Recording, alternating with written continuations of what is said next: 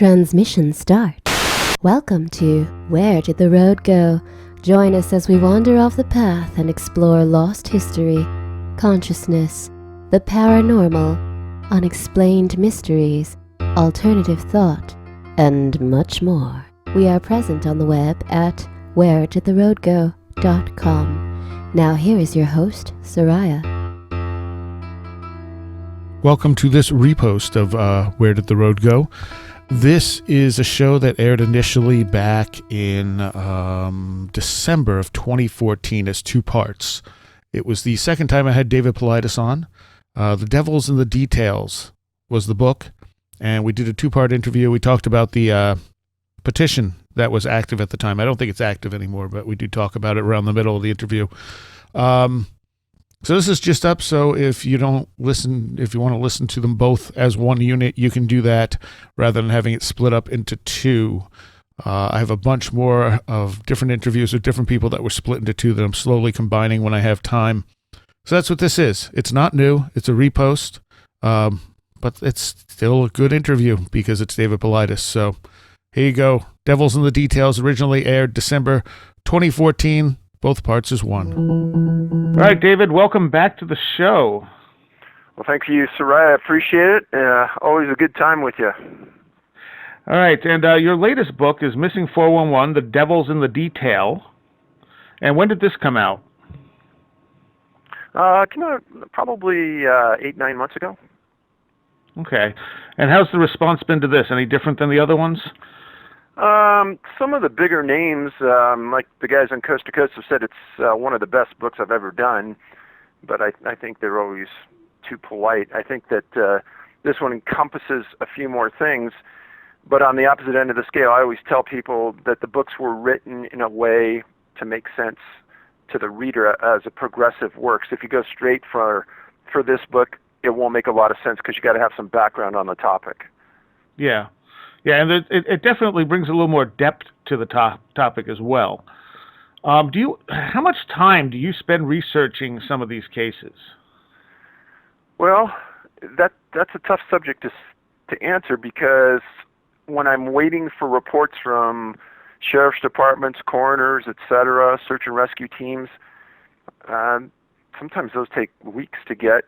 Other times I can get them pretty quick, but then also there's an online search and going out there a lot of times to just get a feel for the area and interview people. Some of these things take, a long time to put together.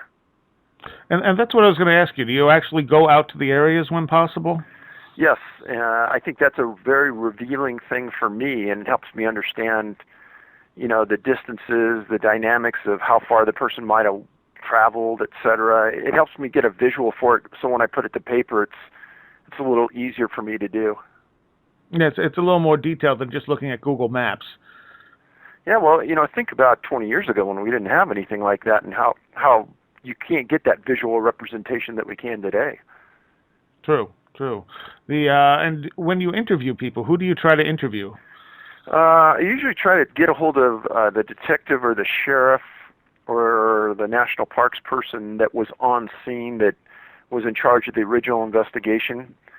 And if I can't get them, then a lot of times I'll get somebody in the area who knew about it, who maybe talked to another reporter. Their name was listed, so I'll go out and get them. Sometimes it's the reporter himself or herself that wrote the article that's a part of the story. And, we're going to talk about something today where a reporter actually got to be part of the story in a national park case. So, Right. And how often do you get to talk to the family members? So that's something that I don't do by practice, and I get a lot of questions about this. Well, why don't you just, essentially go for the throat, get the family member? Well, when we first started this, there's an old saying in research and investigations, don't retread someone's work and learn from their mistakes. So I called a couple of different missing persons organizations, told them what we were about to do, and asked them for direction. And one of the things that almost every group said was, don't talk to the victim or their family if you're going to write a book, because they will feel as though they're being victimized a second or maybe a third time. And right. I don't want any bad press. I don't want people to think negatively. So if they proactively come and talk to me, I'm all in. I'll go there. And that has happened a few times. It has. It has. On the Atadero case, myself and Alan Atadero, Jared's dad, are really good friends now, and he's a great man. And he approached me after he read the book, and he said, Dave, you're one of the only guys that got the story all correct. And we're willing to say it. And then the other one that we did, and we did it because we thought it was really a make it or break it to part of the case, was approaching Mr. Martin on the Dennis Martin case. And we did, and we got the interview where nobody else could. So that was important. Right. And a lot of people, I've seen comments here and there where people will like look up a couple of articles on the internet and be like, well, I solved this. David just didn't understand the case, when you're the one going out there talking to the people, actually walking the terrain. And it's very easy for people to dismiss this if they don't realize the amount of work you've put into actually researching these things. Well, and one of those great examples of exactly that is the Cullen Finnerty case out of Michigan. And I get a lot of emails saying, well, didn't you see this? That, he had all these mental issues. Hey, it's all irrelevant. We're talking about a specific incident, the facts surrounding that incident. And if you understand the facts, the peripheral aspects of people trying to demean him or his family are completely irrelevant. And while you look at his personality as a whole, that maybe something outside occurred, the facts of the Finnerty case was it's so far outside the bounds of normal life. And when two different groups of medical examiners can't determine a cause of death, there's something really strange going on. Yeah, and that mental issues don't explain that. No.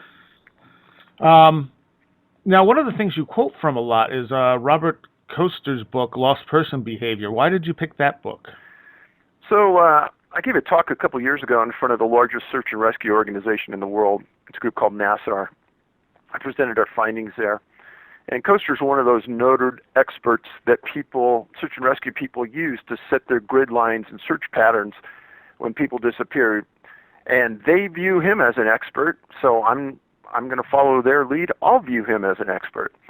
So if people want to say, oh, that's real normal for a 2-year-old to be found 6 miles away and 2,000 feet up, that's not what Koster's research did. And, if you look at other things that have happened, I don't think that's going to work.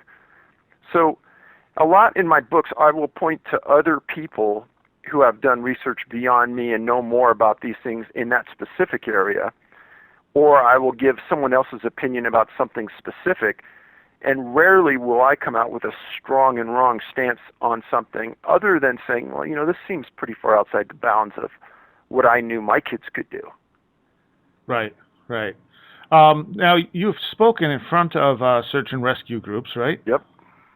And how do they take this stuff? So that is pretty funny. Publicly, if I'm in a group of 20 of them, and I bring up a topic, as a whole, they'll kind of push it away and offer some subliminal resistance. One-on-one, they'll come up and they'll say, oh, this has been going on for years. We know about it, blah, blah, blah. Well, at the NASAR conference, I don't know how many hundreds of people were in the room, but 2 different Alaska State troopers stood up and they said, Dave, we all know in this room, if we've been doing this for more than 10 years, this is something we've seen many times. We don't know what's going on. We're not sure what's happening, but a lot of people in this room are just afraid to say it. But you're saying what a lot of people don't want to say. And since then, I've gotten a lot of emails from search and rescue people, a lot out of Washington specifically, saying that they've encountered strange things while searching for missing people, that they've felt the same things I've explained in books, that the circumstances behind certain search and rescues weren't as the sheriff released in his news release, but there were other things, and they would talk about it to me. So this is one of those topics that a lot of people are uncomfortable talking about, but if you look at the overwhelming evidence, and again, you can't be an expert by listening to my radio interviews and videotapes that have been made by various people, because that scratches the surface on the topic.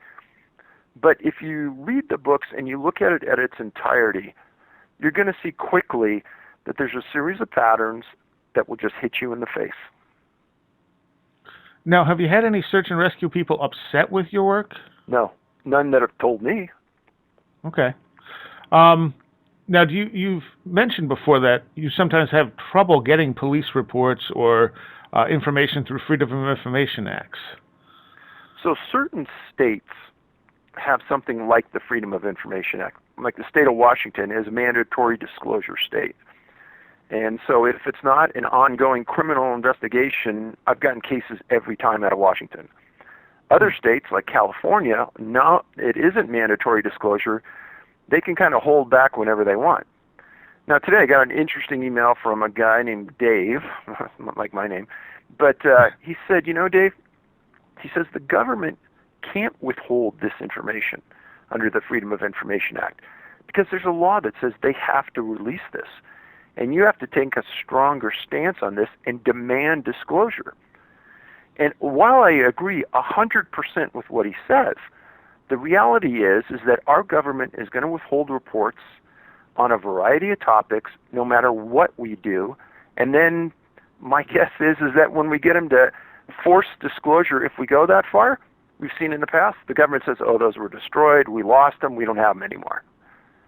So while I'm there, and I would hope by now some government-level federal group of attorneys would pick this stuff up and say, hey, you know, we'll represent you, we'll go do it. So far no one's done that, and maybe because they know that it's a huge uphill battle. But as of right now, the government is just flipping their nose at us and saying, no. You know, if you want this, it's going to cost you $34,000, or if you want this report, it's going to cost you $7,000. They know we're never going to pay it. Right. Wow. So what do you want to outline for people some of the patterns in these missing cases, what makes them so unusual? So for starters, about 99.5 or 99.9% of the cases we've written about, canines can't pick up a scent. And it's across the board, whether it's an old body that's been there for weeks or a month, and you bring in cadaver dogs, they can't pick up a scent. Whether it's a fresh trail, dogs can't pick up a scent on these. And the behavior is sometimes they walk in a circle and lay down. Sometimes they walk up the trail 10 feet, stop and sit down. It's a pretty common theme. They never either don't want to work or are afraid to work, or there is no scent to pick up. That's probably the most common one. Another one is that after the person disappears or as the event is unfolding, bad weather moves in, meaning rain, snow, wind, sometimes it's fog. One case I wrote about, there was a huge dust storm. Something happens where it causes a huge issue to people coming in to do the search, meaning tracks will be covered up, scent won't be able to be found as easily, et cetera, et cetera. It's befuddling, and we didn't quite understand it or see it in the first 100 cases, but by the time we got to the 1,000th case, there's no doubt these are some pretty common themes. Yeah, and they're very weird things too. They are. I mean, and it doesn't matter if you're on the water, you're in the air, you're on the ground. These things are going to happen, it seems. And you know, some of the people that may be listening to this interview for the first time say, "Oh, come on, you know, this sounds like crap." Or, but the reality of it is that if you read the books, and my books deal with facts, and facts are important, then you follow the facts, and it'll just level you that the number of times this stuff happens. The other one is a lot of people disappear in boulder fields or around granite. In an unusual number of cases that I've written about in a book, there's a whole chapter on it, people disappear when they're picking berries. That seems like a very strange thing. Yeah. And then the overwhelming one is it doesn't matter if you're in the United States, Canada, or on international cases, national parks, whether it's in a national park in Australia, a national park in Canada, or the U.S., people disappear in national parks fitting our profile an abnormal number of times. And the biggest cluster of missing people in the world is Yosemite National Park. And if you stick strictly to the profile that we've established, Yosemite sticks out like a sore thumb. In North America, there are 52 clusters of missing people. So, whether that's coincidence or however that came about, they're there. And if you look at the U.S. map, our cluster map, it's right down the middle of the United States. There are essentially no disappearances. Yeah, and that's really strange.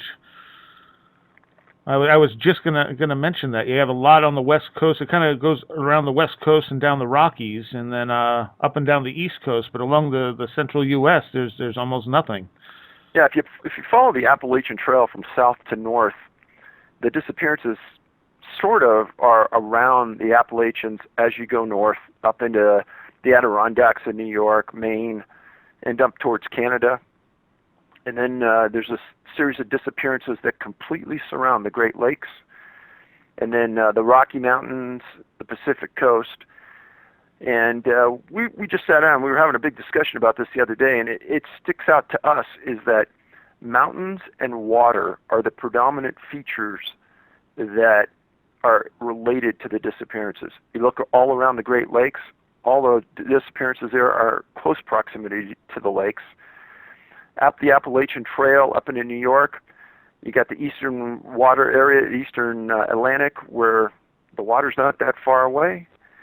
The mountains of the Rockies, and then the Pacific Coast go right up the coast, not far from the Pacific Ocean at all. So, and these when I first heard you, I think it was when George Knapp interviewed you on Coast to Coast. It might have been your first time you talked about this. When it was announced that, people are going missing in national parks, my initial response was, well, of course they are. There's wild animals, people, fall off mountains, so on and so forth. But after listening to you, I realized that's not what you're talking about here. No. And again, you and I could spend the next 2 hours, 3 hours talking about the consistent elements in the profiles and how they fit in. But the locations where they disappear are odd. The fact that the people aren't found is odd. The amount of effort that goes into the search for those first 7 days would seem like a pretty good effort, but then after that 7th, 8th day, there is no more effort. There's no follow-up. There's nothing done to find the person. It's like they knew to give up, and they're going to give up, and that's it. And a lot of these, an important element to us almost from the very beginning that we understood is that those clusters, there's also historical significance to these.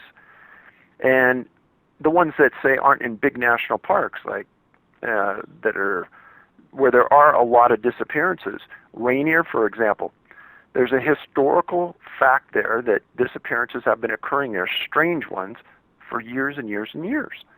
And same with Yosemite, same with Great Smoky Mountain National Park and Rocky Mountain National Park. The disappearances there on the face may seem normal. But when you get into the minutia of the data, you say, well, this person was with a church group. They were in Yosemite. They were up at the falls. They're walking back. And this guy was at the back of the line. He never made it to the bottom. They spent a week searching for him. Dogs never picked up a scent. Cadaver dogs never picked up a scent. He was a large person, possibly severely overweight. Where did he go? Why wasn't he found? And other times, one case in Yosemite, a woman disappears when she was with her fiancé. They originally pointed the finger at him. He passed a series of polygraphs. They find her weeks later down a valley, up a granite hill, in a river so far away that it took rock climbers to get in there to find her. When the press asked them how she got there, they said, we have no idea how she got there. Or better yet, wow, how she even disappeared from where she was with her fiancé. Right. Now, when you're talking clusters, too, I think people need to know that these clusters aren't like a group of people disappeared in 1980. These go back from the 1800s, sometimes have decades in between the disappearances, but they're in the same area with the same type of information surrounding them. Exactly. I mean, one of the oldest disappearances, we have them going back to 1760. And when you read that case, it matches the facts of a case during the 21st century exactly. Yeah. And you think, how could that happen? Just recently, within the last year or so, we've identified a group of scholarly types that have disappeared. Namely, there have been 5 physicists that have disappeared in recent times. I mean, really disappeared, and they weren't found. Most recent one is a German physicist that was visiting Southern California, Lake Arrowhead area, disappeared on a hiking trail, last in line. A lot of people have made some sense of this, saying, well, if you're last in line while you're hiking, you have the least chance of getting back. And I would say, oh, no, that's not the case. But in reality, when you read the reports, the person who is last in line, something happens. Again, for the first-time listener, they're going to say, well, this could have been an animal attack. Well, one of the things with an animal attack is people are going to fight. They don't just give up and die. And when you fight, you yell, you scream, there's going to be blood, there's going to be hair, there's going to be a big disruption in the soil around there, and the animal smell and your smell is going to be all over that area for a tracker to pick up, and these searchers have trackers, pick up and follow that path. So in every one of the cases that we do, animal attack has been ruled out, mental illness or suicide has been ruled out, and drowning has been ruled out. So these cases that I've written about to this point, there aren't a lot of options that searchers have left for what happened. And one of the things people will throw out there is it must be a serial killer, but obviously you don't have a serial killer killing in all these different locations over centuries. Exactly. I mean, you got 52 locations in North America, and in addition, I've identified locations in Australia, New Zealand, and in other UK, say, where the same sort of cookie-cutter disappearance and facts surrounding it exist.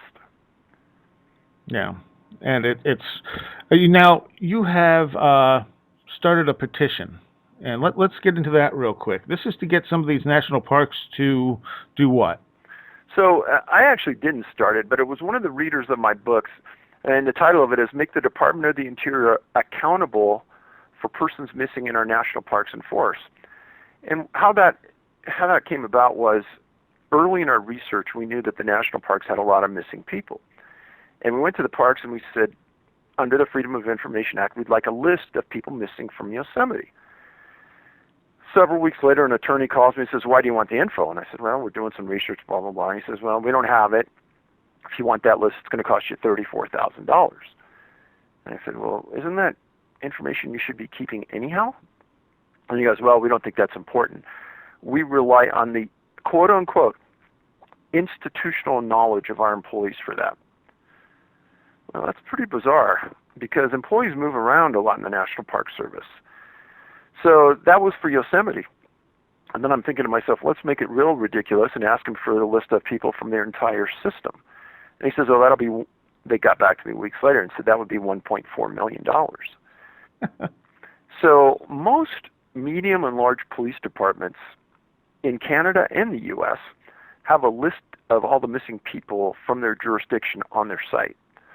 And the National Park Service, which is one of the largest federal law enforcement contingencies in the United States and has one of the biggest handprints because it stretches all over the United States, that federal law enforcement institution doesn't talk about missing people at all. They don't want you to know how many people have been missing from an area, and they do everything possible to keep that information from the public.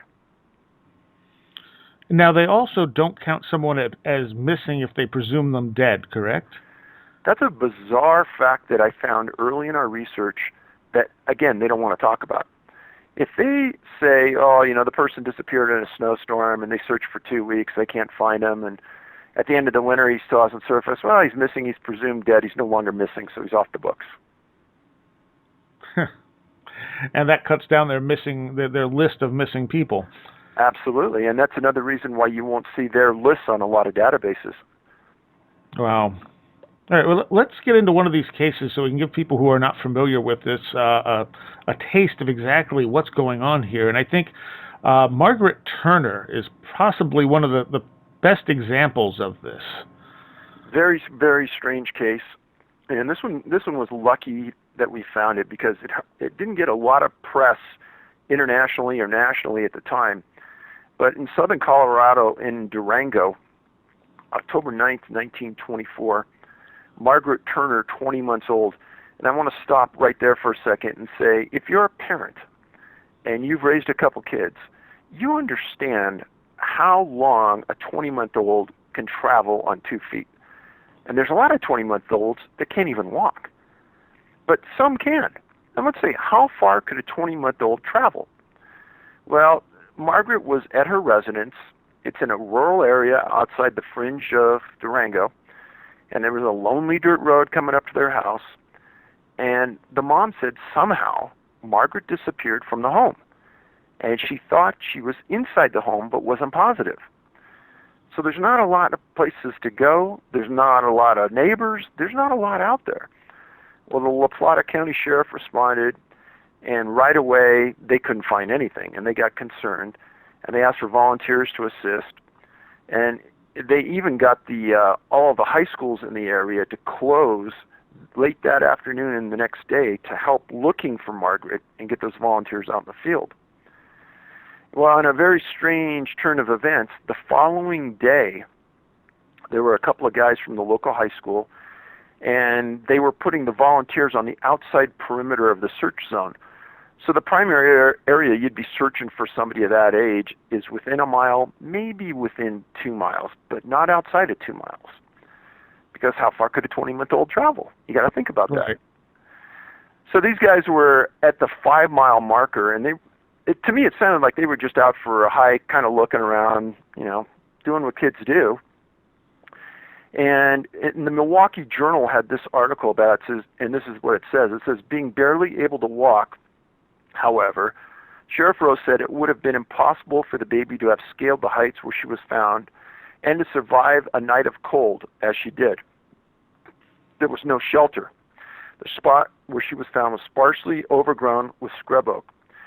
Now, she was found 5 miles away on top of a peak with no road access to the peak. So I've had people read this and say, well, she was abducted from her house and somebody took her and dropped her off there. And 20 years in law enforcement, I can tell you that dog doesn't hunt. And the reason being is that if someone's going to abduct a child, what they're going to do is they're going to drop them at the fastest place they can and get away as quick as they can. Well, in Durango, there's a lot of rural highways that go into the middle of the mountains, and you'd dump her on the side of the road and you'd be gone. You wouldn't climb to the top of a mountain and drop her off knowing that there's searchers all over that area looking for her. And the sheriff said that that girl wasn't there the night before because she couldn't have lived through it. So searchers believe that Margaret was placed there probably, early that morning, too cold to survive the previous night. And the sheriff said it was obvious to him that the kidnapper, it was a kidnapping.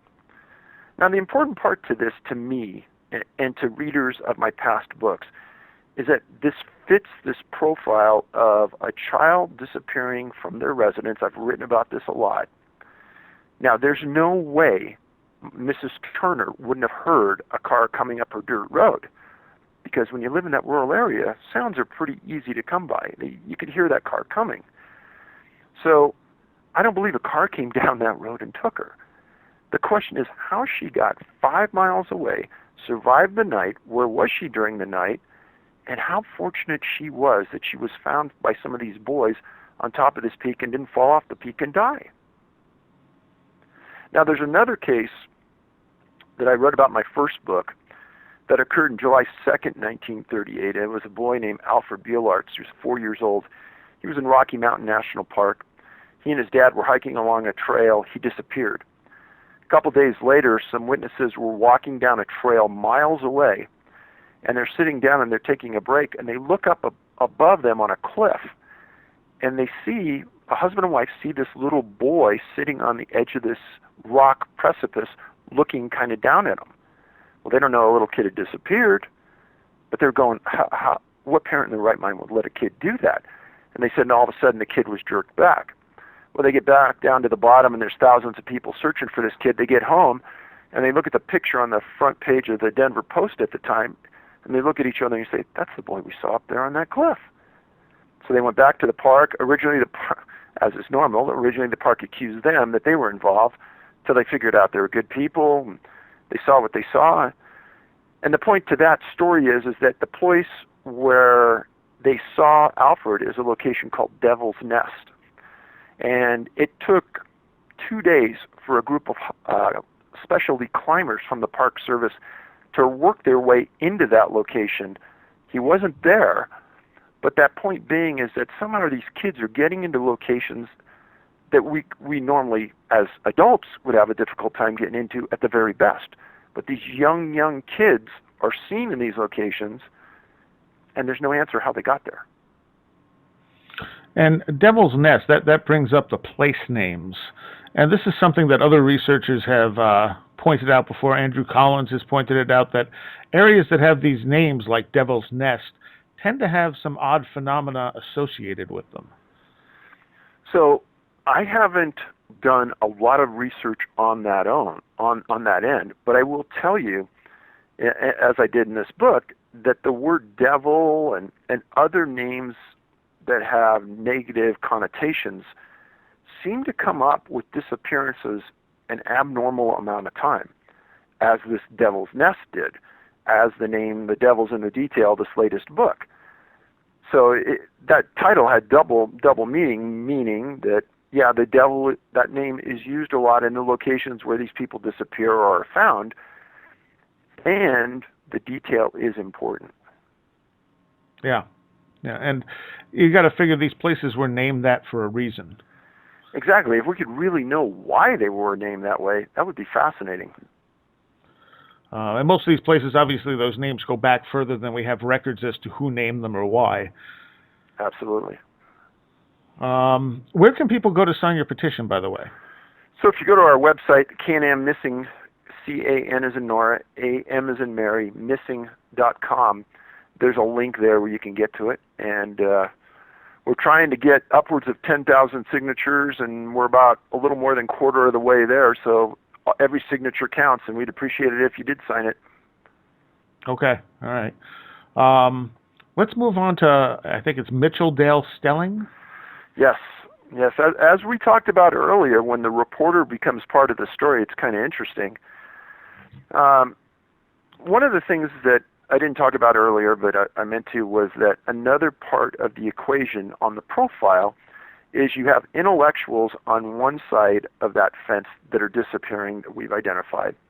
On another side of the fence are people with disabilities, or people that have maybe health issues that aren't visible outwardly, but when you talk to the family, they did, and they were severe.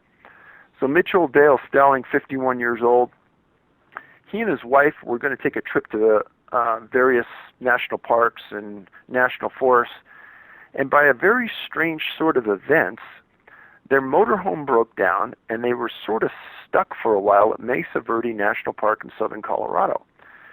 This is a recent case. This is June 9th, 2013, about 4:08 p.m. So while their motorhome was getting serviced and worked on, he and his wife, Deneen, decided to go into the park and look around. So Mitchell had a history of a really bad back. I mean, severely injured. He was disabled. And his wife was a nurse. So for people who don't know, Mesa Verde sits at the southwest corner of Colorado, kind of in the Four Corners area. It was the home of the Pueblo Indians from 600 AD to about 1300. There's 5,000 archaeological sites, about 600 cliff dwellings in that park. And Theodore Roosevelt dedicated the park June 29, 1906. The interesting thing about the park is that the historians don't have any idea why the Native Americans left or how they left this area, because there was a huge habitation there. But they left and they disappeared. So the Stellings decided they'd hang out, look around, and they were kind of standing around the park. And Mitchell says at about 4 o'clock on June 9th that he was going to take the trailhead where they were standing and climb the trail a quarter of a mile to see a dwelling not that far away. And it was a hot afternoon, and his wife says, "Okay, I'll be right here." He says, "Yeah, I won't be very long." So he takes a walk, and at 7 o'clock that night, he still hadn't come back. So his wife gets hold of the National Park Service, and right away they start a search and rescue, and they start going up the trails. Now, Mitchell isn't one of these kind of guys that's going to go off trail. He's not going to start climbing, etc. The guy is, he could probably barely walk. So they all expected to find him quickly, maybe dehydrated or something sitting on the trail. Well, they didn't find him that day. And that night they didn't find him. Well, as the next day comes around, there was a reporter that was coming to the park headquarters to interview the superintendent on another issue entirely. But as she gets there, she sees all of the commotion, and she gets a hold of the superintendent and is told about the disappearance. And he goes, come back later and we'll have more of a discussion about what you were here to talk about. And so she takes a walk and goes up the petroglyph trail and kind of goes along, and she doesn't really know where she's going, but she's just kind of walking along, trying to waste some time. And as she's walking along, she hears a man's voice say, "I need some help."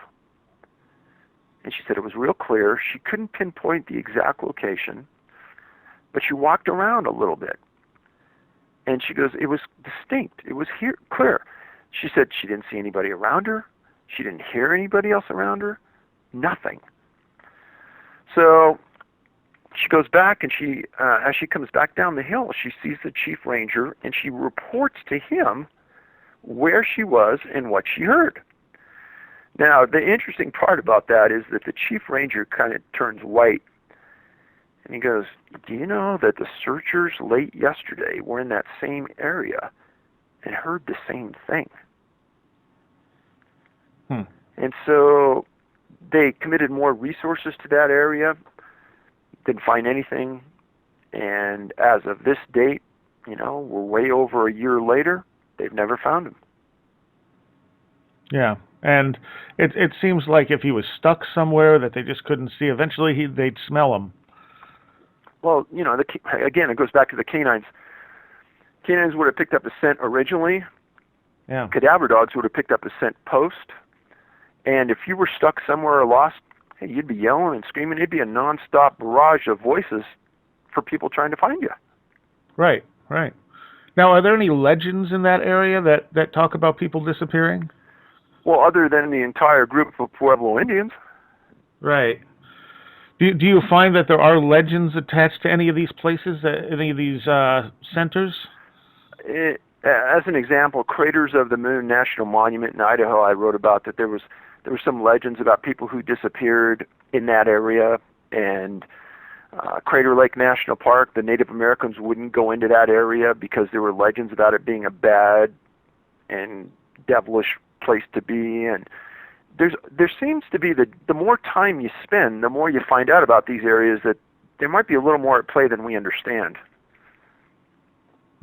And we should also point out that there's nothing paranormal necessarily associated with these disappearances. People aren't seeing UFOs or anything like that in connection with these people disappearing now, are they? If they are, they're not saying it. And I should point out that in these official documents that I get, it's never going to say anything like that. True. But as an example, on the Atadero case, it was a very sterile report. But the more I started to talk to people and I started to go to secondary and third sources, then you start to realize there's a lot more at play here than what's in that report. And I would tend to believe that the more of these cases that exist, where somebody could go in and spend a month or 2 months on each case, you're probably going to find a lot more interesting things than first meets the eye. Yeah, and it seems like the more cases you come up with, the harder it is to really come up with any kind of explanation. It seems like there may be more than one thing going on. I mean, some of the cases, it very well could be there's a prosaic explanation at some point, but so many of them, I mean, some of them look like someone was kidnapped, like the first one we talked about, Margaret Turner, whereas others look like maybe people just wandered out of the world somewhere. Well, every once in a while I'll get an email from somebody who says, this is pretty easy, I've got this figured out. And of course, it's always someone who hasn't read the books, who listens to one interview and maybe even just catches the story I just said about Stelling and says, well, he just walked into some kind of, transformational tunnel or time warp, and he disappeared, and he can still see the ground, and he's asking for help. Well, just like you said, there's a lot of different points to this star. And yeah, there is this underlying element that, consistent factors, but none of those factors to me at this point clearly spell out who's at fault or what is happening. And I think that's the big hook, is what is going on, because I don't think it's normal. And so other people would say, well, if it's not normal, it's got to be paranormal. Right. Or it's just something that we're overlooking that we just wouldn't even think of as being an explanation, is another possibility. Well, and that was brought up just the other day as well. And another thing I talk about in the books is that many of the people that are found, they can't figure out a cause of death. And right. I have some very close friends that are in the medical field, and they have all stated, well, that doesn't mean there isn't a cause of death, and we're just not smart enough yet to figure out what it is. But it's not probably a conventional cause. Fair enough. And there are people who are found alive, and I think a good example of this was Stephen Rowan Griffith. Yeah, and it is those rare times where someone is found and they can actually explain something that makes a little bit of sense. Now, this was a case where the mother contacted you, right? Yeah, and that's pretty unusual, but this woman had heard from some of her friends that we had done work on missing people, and she says, Dave, she says, I don't know all the facts in your books, but let me tell you what happened. And wow, I almost fell over. It was an exact cookie cutter of what we've talked about in the past. And where her son disappeared was in close proximity to other disappearances I've written about in the past. This occurred in an area of Richmond, New Hampshire, October 9th, 2010, 2-year-old Stephen Griffin. So he was at his grandparents' house with his dad and some other people at a family party. It's about 6.8 miles southwest of where a 3-year-old boy named Lewis Denton disappeared in 1947. Well, Stephen was in the backyard, kind of hanging around everybody, chasing a cat, and then all of a sudden people realize he's not there. And this is what happens. People all of a sudden, and that's almost word for word, yeah, we just realized he wasn't there. And they start searching, and pretty soon they get scared, they call for help, and they're all over. I mean, they can't figure out what happened to the kid because he's not that big, 2 years old. So searchers come in, and the reports and the press stated he was found clinging to a tree in a swamp 11 hours after he disappeared. And it said that searchers had to wade up to their knees or deeper to get to him to where he was located. Now remember, he's 2 years old. How did he get in the middle of a swamp, hanging to a tree? And they asked him where his sweatshirt was, and he stated that it was in a tree somewhere. And then they asked him where his shoes were, or they found his shoes first, and then later they found him. And that's another thing. A lot of people are found without certain clothing or without shoes. An unusual thing he stated was that while he was gone, he saw cows. Well, his dad and his grandparents said there aren't any cows for miles, so they don't even know what he was talking about. But if you take all those things in their entirety, it seems impossible. Yeah. And swamps play a big role in this, don't they? Yes, especially on the East Coast. Whereas people on the West Coast are found around boulders and granite, people on the East Coast a lot of times are found in, near, or very close proximity to swamps. It's a very, very strange thing. And you got to wonder why. What is it about swamps or boulder fields that are special that come up so often in these cases? Well, you got to remember, if you're in a boulder field or you're in a swamp, tracks are concealed. Mm. You could hide something very large in a swamp, and boulders I've heard a lot of theories and nothing really sticks to me, but there's a lot of strange sort of energy, according to some, that are in these boulder fields. Well, I know, I think it's Iceland. They actually built roads around certain boulders because they felt that like earth elemental types live in the boulders and they'd be upset if they were disturbed. Yeah, and that's one of those stories in Iceland that goes back hundreds and hundreds of years. And I found this story about it, and sure enough, in the Iceland news, they talked about a major highway that was built around this boulder, this large boulder, because they didn't want to disrupt the spirits that lived inside the boulder. And I think it's David Weatherly talks also about, in one of his books, maybe Strange Intruders, he talks about legends of also the same thing, boulder fields in this country, that little people inhabit them and steal people. Well, there's one theory right there. I mean, who knows what they mean by little people? That's obviously a cultural translation, but again, you're looking at a connection between missing people and boulder fields again. Well, and I've spent a lot of time around Native Americans, and every Native American tribe has a belief that there are little people living in the woods around them, and they've lived around them for thousands of years. Well, speaking of little people, let's talk about the report you had from Hawaii. Well, that was an interesting case in that I had a friend that went there, and she was on this van driving around the island, and there was this elder Hawaiian that was driving the van and had all of this really interesting information about the island and its history, and it's happened to be on Maui. And she came back and said, "Dave, you got to talk to this guy." Because when it was over, she went and had this private conversation with him, and she knew about our work, and she asked him a lot of questions, and he says, "Oh yeah, it's been going on here for a long time."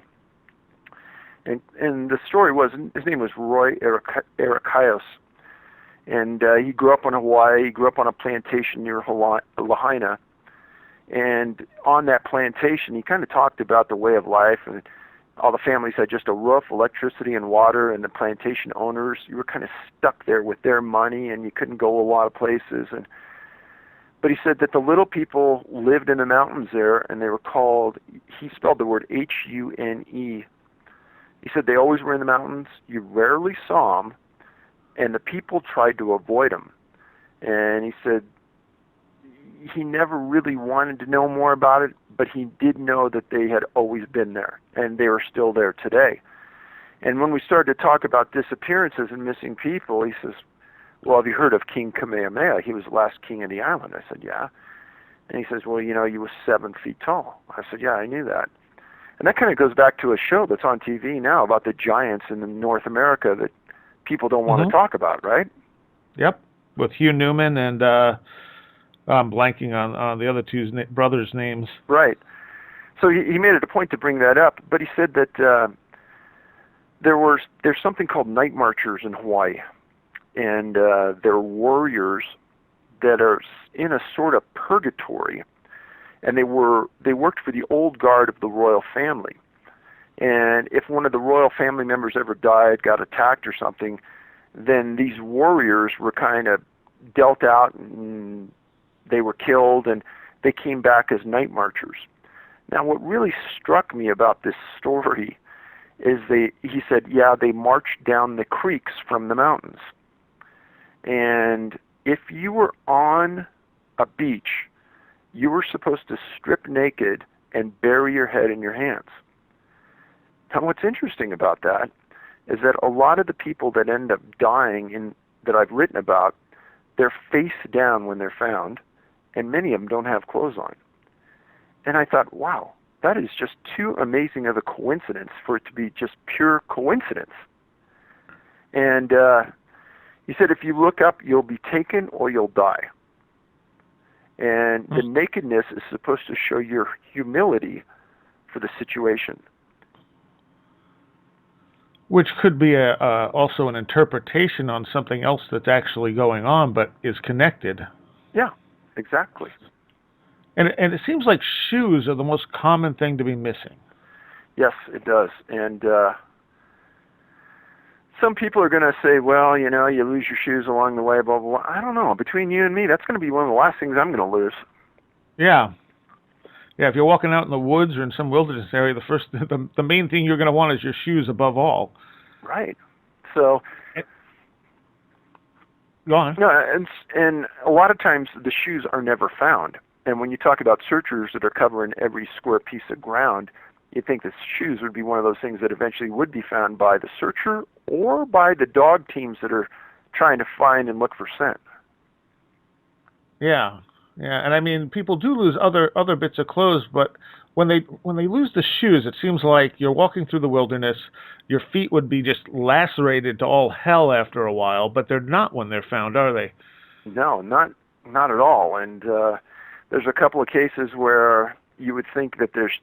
I wrote about a case out of Craters of the Moon National Monument where 2 women disappeared, and how did they get into the middle of this area where the super sharp rocks and et cetera, and they weren't dressed for hiking and they weren't hikers, and it goes on and on. So, yeah, the absence of shoes is a big deal, and that's why we talk about it a lot.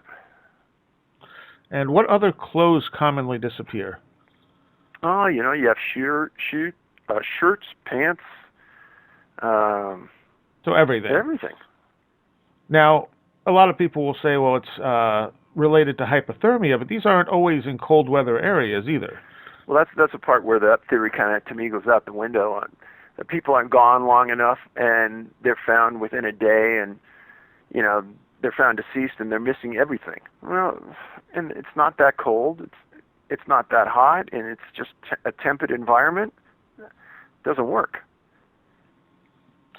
Now, one of the common things, as you mentioned earlier, is berries. Berries seem like such a weird, common thing. You've had cases where people have been found around berry fields, but so many people have disappeared picking berries. It almost doesn't make sense. Well, as somebody told me not too long ago, that berries are one of the most nutritional things that we can get in the wild. I mean, there's almost everything about a berry is good for you. And they thought that was unusual, but there's a couple of small clusters in Canada where everybody in that cluster was an elderly person picking berries. And some of them couldn't go very far, couldn't travel well. They should have been found right away, a massive search. They don't find anything. It's also interesting that no one ever sees anyone get taken. I don't think you have a single case in here where someone sees someone take something or take someone. It seems like they just disappear into thin air, essentially. Well, I think I said this on George Knapp's show one time, is whatever is happening here is 100% effective. And if you think about that ratio, how could anything related to human activity with a human suspect be 100% effective 1,200 times? I think that's impossible. Is it possible it's not 100% and we just don't recognize it for what it is? Well, and then you go back and you think, okay, so I've written about 1,200 cases, but I've probably looked at 5,000 cases that are outside the bounds of the profile. And to me, and to the other people that have read these cases, there isn't something that would be consistent enough to add to the profile that would be a critical part of the disappearance itself. Now, if you think about the weather issue, mm-hmm. I talk about it in the book, and I said, well, the United States has been manipulating weather for 50 years, and we can just talk about a minute part of that and say cloud seeding. So at a small level, we can manipulate the weather, and everyone would agree. Now let's think about a greater level of weather manipulation, and then you could talk about HAARP and all the kind of murky information about how HAARP can control the weather to an even greater degree. But then there is also an amendment in the United Nations Charter that says that nations cannot use weather as a factor in war times. Now think about that for a minute. Why would the UN have a charter amendment like that unless there was the ability by someone somewhere to drastically control the weather and thus have an effect on a war? Yeah, that is odd. So if we can do it and manipulate the weather to that degree, there's probably a lot of things that, governments can do that we don't quite understand yet. Sure. I think that's kind of a given. The stuff we know that the government can do is probably at least a few decades behind what they can actually do. Sure. And the storm thing is also, it is very weird. You had a case, I believe it was Susan Jackson, who was found dry after a rainstorm. Yeah, and that one sticks out, and everyone who would read it would say, "Oh, that's weird." Yeah. But those type don't happen that often where it's that blatant that something else is going on. So a small girl disappears from a house. It storms the entire time she's out. She's found out in the middle of a small wooded area that is just absolutely drenched, and she's completely dry, and she doesn't remember anything about what happened. And therein lies another element that we talk about in the profile, is if the people are found, 99.9% of the time, they don't remember how they disappeared, where they went, or what happened. And they're also, you mentioned that they're often found with a slight fever. Yeah, and that is, I think in a majority of these cases that would be true, but the issue is that the victims don't get to a medical facility fast enough to pick up that fever. But in the instances where they do, and the doctors are astute, they mention it. And again, if, say in a police report, if the policeman didn't go back and actually interview the doctor, he would never even put it in his report. Or if the reporter didn't go to the hospital to interview the victim, it would never be anywhere. It's just in those rare times where there's somebody who's real conscientious that writes down a lot of things that don't seem to be, important, that you pick these things up. It also seems strange that you don't get people found who have massive injuries. They're either found dead with no obvious cause of death most of the time, or they're found alive and in pretty decent shape, considering. But there are these cases that I just started to write about in the last few books where people are found at the bottom of a cliff. Yeah. And I wanted to edge into that topic because it is unusual. And a couple of things have come about in the last couple of years that we picked up that really point to that as another element that we should be looking at hard. Just because somebody walks into the woods, that does not mean that they're not being careful. And I can honestly tell you in the thousands of hikes I've done in my life, when I'm alone, I'm way more careful looking where I'm going, climbing the trail, where I put my feet, than if I'm in a big group of people. If I'm in a big group of people and I break my leg, I know I've got help. But when you're alone, you don't. That's true. And a lot of times when they're found at the bottom of cliffs, it's in places that they weren't actually planning on being in the first place. Yes. And it surprises people, searchers, when they find them in these locations sometimes. There's a video that we put up, and you can get to it through the YouTube page on our website. But myself and another individual went out to Vail, out in central Colorado. And a doctor named James McGrogan, this last winter, was with a group of other physicians, and they were going up a trail in February, I think it was, lots of snow, right across from Vail Ski Resort, right across Highway 70. And as they're about halfway up this trail, somewhere around 10 o'clock, McGrogan, who's an emergency room physician, early 30s, outstanding physical condition, triathlete, marathon runner, he says, "Hey, I'm not tired. I'm just going to take off. I'll meet you guys at our next stop." So this trail, it's heavily used. It's almost like a road. You cannot get lost on it. Well, his physician friends went up to the next stop. He wasn't there. Well, I said, well, maybe he went on. They went to the next stop. He wasn't there. Well, by 5 o'clock that night, they knew something was really wrong. They sent a guy back down. Big search starts. And they search for a week, and they find nothing. They had searchers taking every ski path off of this trail, and they couldn't find him. He was carrying a backpack, and he had what's called split skis on his backpack, meaning they would be a snowboard if you kept them together, or they'd be cross-country skis if you split them up. They had helicopter overflights that went on all week, multiple helicopters. And what they were looking for is tracks through virgin snow. They didn't find any. So 4 weeks later, some people were 2 mountain ranges over, 4.5 miles from where he was last seen on that trail, and they find McGrogan at the bottom of this creek, at the bottom of a cliff, dead from head trauma. And at the time, the sheriff's office, Eagle County Sheriff's, looked at the camera and said, "We don't know how he got here." And other search and rescue people said, "We don't know how he got here." Well, we pulled out some maps, and on the video, I show you on the map, and I tell the public that the people are doing these helicopter overflights looking through virgin snow. So if he took air miles, it was 4.5 air miles from point to point, little over 12 miles if he was going to walk it.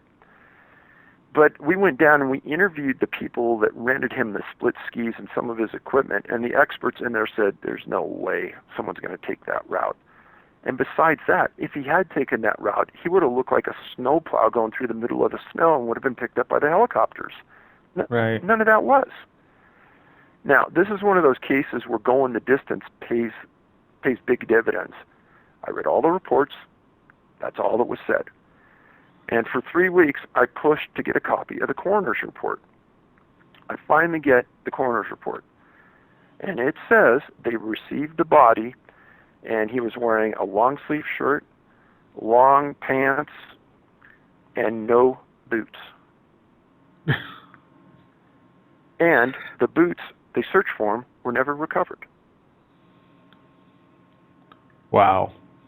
And that I think puts a good exclamation point on the missing shoes aspect of it. Yeah, I mean, what else could you say? I called the coroner. I said, "Well, didn't you guys find that interesting or unusual?" "Yeah, we did. That's why we had those people go out and look for the shoes, but they couldn't find them." And I said, "So what was the general condition of his body?" And they said, "Well, he was wearing a helmet, and he had severe trauma so bad that the side of the helmet was bashed in." Wow. All right, David. So you have this petition that you didn't start. I thought you did. And that is, it was started by one of your readers. Yeah, she read the books and she understood essentially the same issues that we did, and that was that the Park Service isn't being very transparent with its facts and isn't really being accountable for the missing people on their public lands. And if anything, they're trying to conceal the fact from the public. And what this petition is asking is that they be transparent. They put up a website. They don't even have to put up a website. They have to put up a link on their site indicating who is missing and where they were located at. And if it's not a hard thing to do, but then again, I don't know how many people are truly missing on their parks because we don't know. Right. Right, and it's not hard to do, especially considering the technology today. I mean, if this was the 70s, it would be one thing. Exactly. And people can sign this petition where? So you go to my website at canammissing.com, look at the links at the bottom, scroll down, and you can find the petition and go on there, sign it, put on a few comments. We'd appreciate it. And also people can find, obviously, the books there. The books are there, and the videos are there. We've made 3 videos about 3 cases, and they've gotten some pretty good reviews, so please go take a look at those as well. Okay. And what else is on the site? Is this where people can contact you? Yeah, there's a link there for emails, and we kind of have a current events page where there's current cases that we're looking at or we're talking about. And on Facebook, I kind of revert people back to there where they can look at me and talk and bring up cases that concern them. I do tell people, though, that if you haven't read the books, kind of keep the cases and don't forward them because there's hundreds of missing people every day in the United States, and we're interested in a specific profile that fits that missing case. And honestly, I get cases every day from people who have read the books that are pointing me in the direction of new incidents, and there are new ones almost every day. Now, you don't look at missing people in urban areas, so why is that? Well, originally we didn't because the people out there that are the naysayers will just say, well, that's a human abduction. So we decided that we would stay in those rural areas or in locations where it would really take the human factor out of it. And initially there were some people that said, well, it could be a human abduction. Well, if it was a human abduction on the trail, then the dogs would pick up on it and their scent would be tracked. And trackers would pick up that there were two people walking together, and that would become evident real quickly. And neither one of those has ever happened.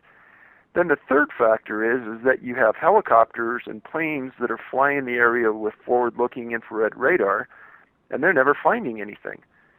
And then the last factor is that the people, if they are found, more times than not, they're found in an area that had been searched dozens and dozens of times before, and they're located the next day right in the middle of that area, which is a strange fact. Yeah, and there was one case I remember you said that they were looking for this girl and they searched this farmhouse, abandoned, I think it was an abandoned farmhouse, and then a huge storm hit, and they went back into that farmhouse right after the storm, and she was there. So it could be that farmhouse, it could be a field, it could be a forest, it could be the main trail that the search and rescue people were taking every day to go out and look for the person. And in one instance in Sequoia National Park, a tree went down and this little 2 or 3 year old boy was laying on top of the tree when they found him. So it's almost, as some people have said, it's almost as though they're placed there to be found. Yeah. And then you have to ask, what's the motive of somebody who would take someone? They're not being molested or anything as far as you can tell. There's none of these reports suggest somewhat that these children are being molested in any way, despite sometimes being found without clothes, and then they're put back. Very strange. And I mean, it's hard to think of a motive for it. Well, some people have said, well, maybe for the kids, there's some kind of play toy for somebody. But then again, others have brought up that, and we've known about this for a while, is that when you have there's a lot of kids that have disappeared that have severe disabilities, severe mental disabilities.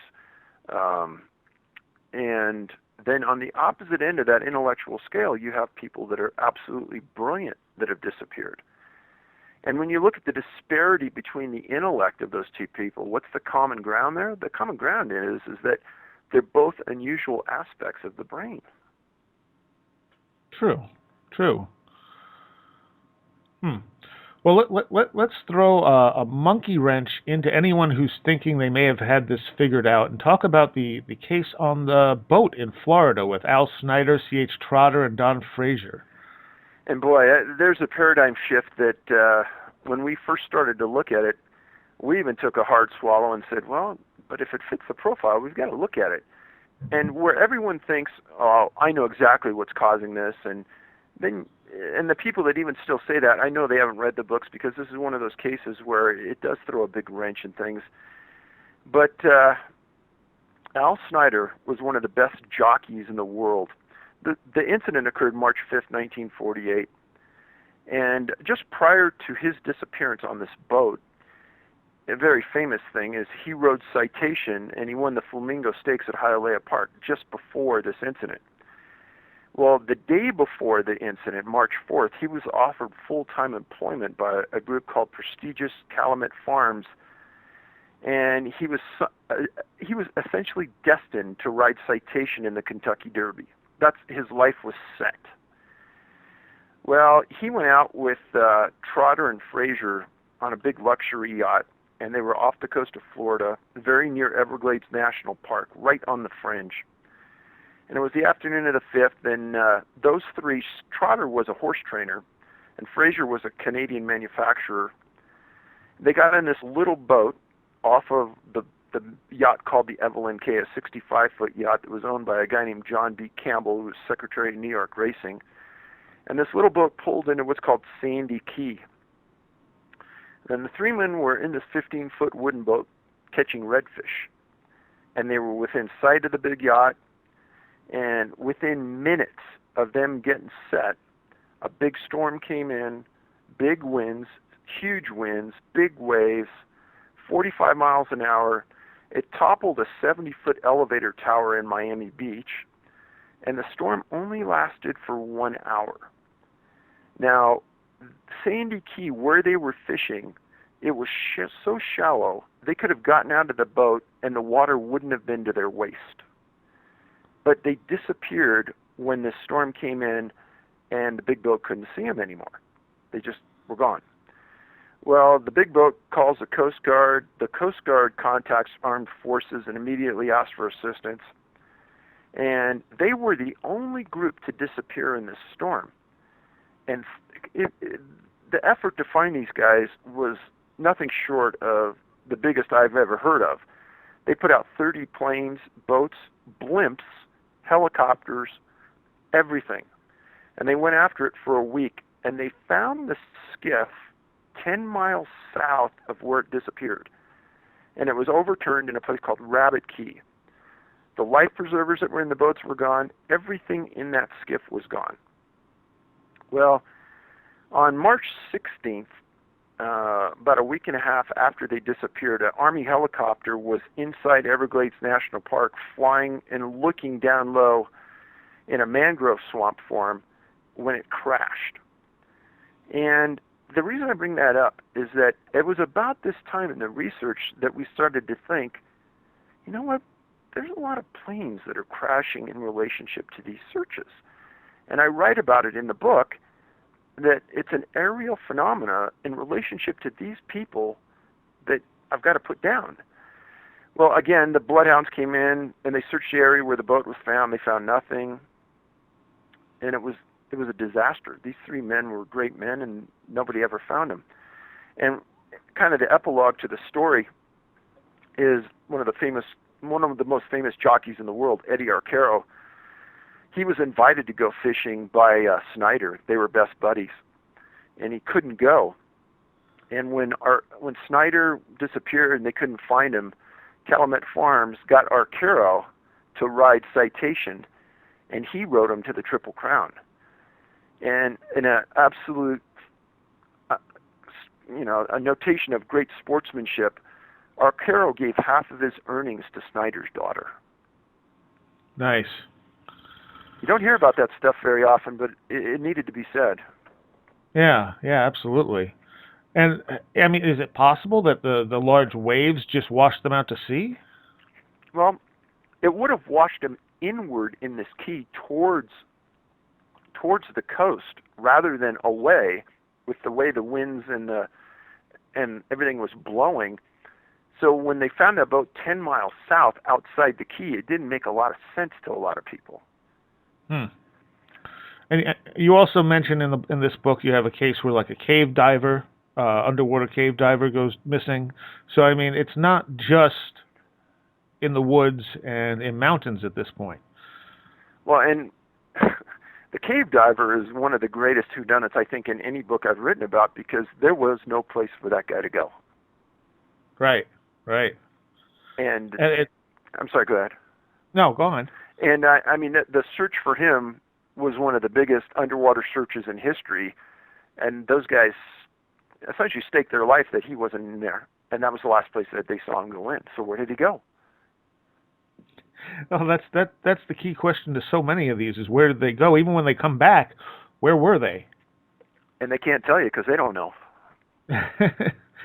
And when they do tell you, it doesn't make a huge amount of sense, really. I mean, we discussed before the kid who saw cows when there are no cows anywhere around. So there was another case I had, and I don't remember it off the top of my head, but a little boy said he saw little tiny cows. Oh, right. Yeah, I remember that one. And in a stroke of brilliance, one of the guys in the room said, "Dave, think about that. Now, what would a little kid say if you put him up, 500 feet in the air looking down? He would say those are little cows." True. Interesting. And I think the all-time weirdest one that you had was the one who found himself in a cave with a replica of his grandmother. And we talked about that last time you were on, about a year or so ago. And it just, the story he told was completely bizarre. That was a bizarre case. And it probably fed a lot of people's beliefs, because I've had people tell me, well, there's a lot of these underground caves that you guys don't know about. And that could be true, but I've talked to some spelunkers before in areas of these national parks, specifically Yosemite and Sequoia, and these guys say that they know every cave in the area, and they've been in every cave, and they've never seen anything strange. So maybe there's places that they don't know about, but that would be hard to believe. Right. One of the cases we're going to talk about, Lillian Kearney, and she had one reference at least to what happened to her when she was gone. Yeah. And again, a lot of these young kids that do survive have some interesting things to say. She was from a small city called Masardis, Maine, 6 years old. This goes back to some of that historical perspective. August 8th, 1897 at about noon. Think about the far north section of Maine. It's 15 miles west of the Canadian border, 10 miles west of Aroostook State Park, and it's a region that's surrounded by lakes, rivers, and ponds. On August 8th, she and her parents went berry picking, blueberry picking. And there's the berries again. Yes. And they only were there a short period of time, and again, the parents say she just vanished. Well, they searched for an hour, and then they looked around, and they got some people that lived in the area to help them. And that first night, there was just a limited response. And by the following morning, they had 200 searchers there, and all were walking, yelling for the girl. And I want everyone to think about this. When searchers are out in the field and they're looking for a small child, they're calling for them by name and, hey, we're your friend, we're here to help you, we're here to find you. And none of these searchers ever get a response. So if you were lost and you were cold and you were in need of assistance, you're going to respond. But these people don't. You got to keep that in your mind. Well, on Tuesday, about 300 area residents arrived to search, and 10 a.m. that day, a guy named Bert Pollard was somewhere between 2 and 3 miles from the point where her parents last saw Lillian, and they found her. And there wasn't a lot of detail on where she was found, but Lillian didn't say a lot, but she made one interesting statement. And I keyed on it, everyone keyed on it, and she said, "The sun shined all the time while I was in the woods." Now think about that. That's a pretty weird thing for a 6-year-old to say. Yeah. So the weather at that point, and it stated in the article, was partly cloudy where she had been. She had spent 2 nights outside, and she was gone 46 hours. And yet it was always sunshine. Yeah.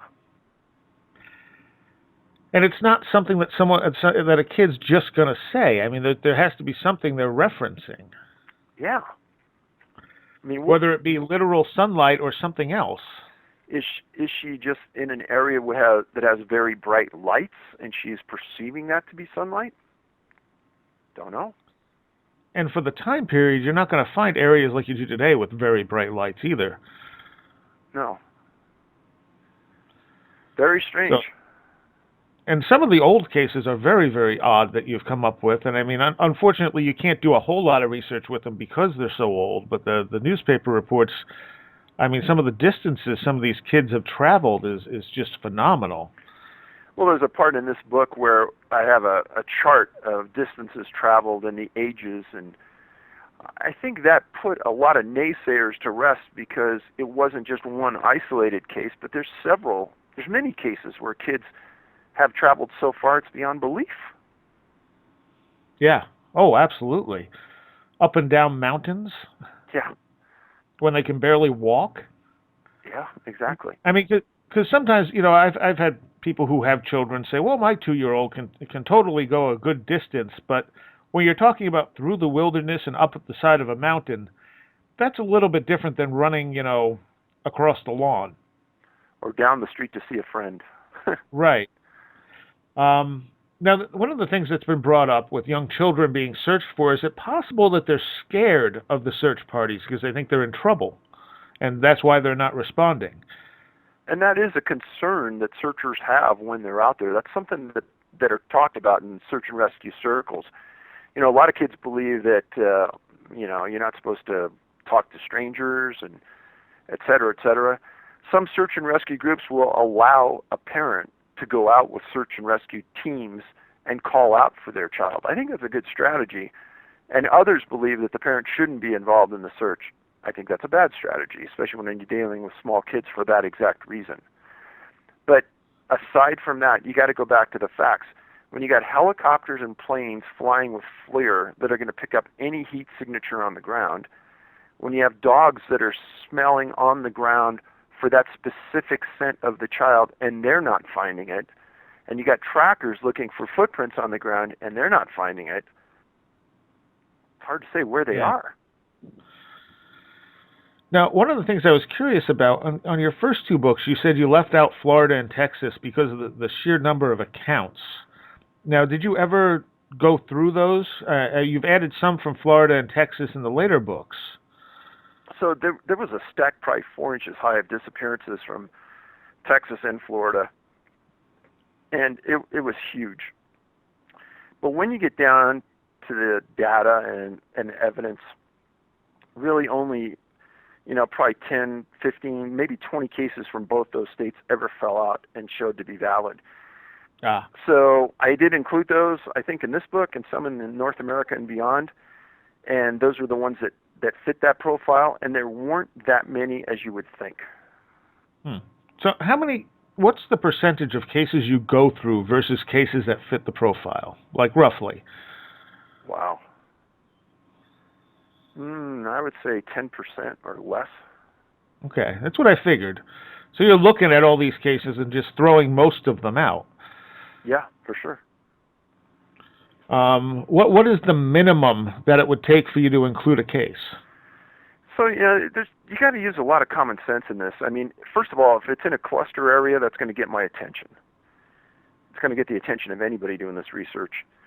Right. And a lot has to do with the age of the person. And again, it's at both ends of that spectrum. There aren't a lot of people disappearing between the ages of 30 and 50. But there are a lot of young kids and a lot of old people that disappear. Yeah, I noticed that. And then you have the intellectuals. If I get, say I get a case in Yosemite National Park, a 65-year-old physicist disappeared, I'll be all over that. Or you get a 6-year-old boy with autism that disappeared in Crater Lake National Park, which happened. And there's an entire series of young boys that have disappeared at Crater Lake and never been found.